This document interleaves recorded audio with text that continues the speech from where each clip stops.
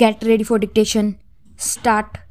I have felt that the approach to these questions has been marked by strong language, by direct or indirect reproaches, and by the running down of this group or that consideration of these problems is not helped in the slightest by any province or community being run down and by any other part of the country considering itself more capable, more courageous, more independent, or more nationalistic.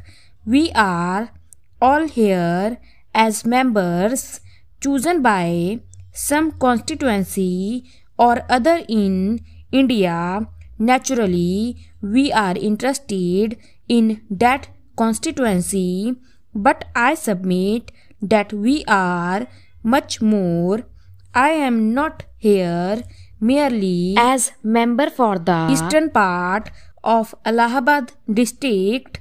I consider a member of parliament to be a member for India. We are not members of some local municipality or district to consider the interests only of our area and forget the rest of India. We have to consider every question in relation to the whole country. As Prime Minister of India, I have to think in terms of India.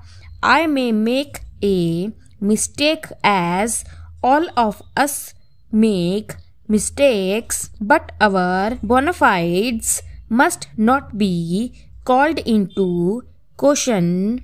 I submit that when we begin to challenge one another's bona fides, then any discussion and consideration of a problem and merits become difficult.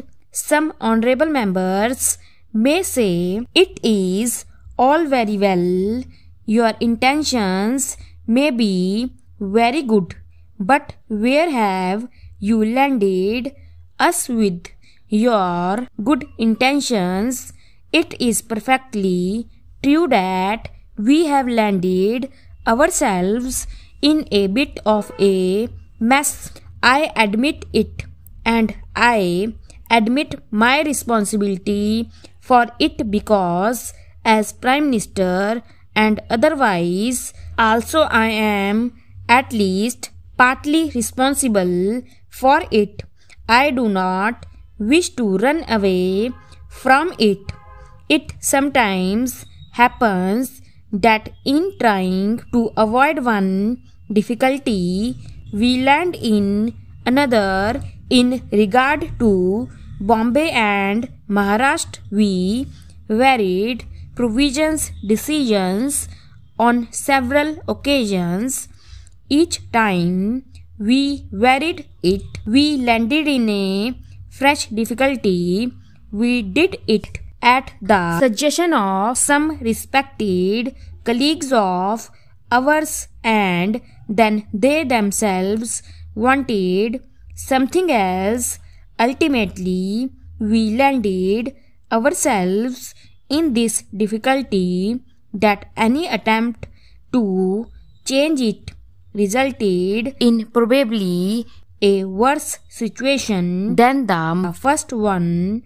The Honorable Member Shri Deshmukh said he preferred a city-state formula to the present state of affairs. So did we, and that was our first decision. For us, Honorable Member will remember that on one occasion he told us not only on his behalf but responsibly and authoritatively on behalf of others too that we should adopt the city-state formula. We adopted it, although we had come to some other conclusion because we were anxious and eager to please, but not 48 hours had passed when we were told, no, go back upon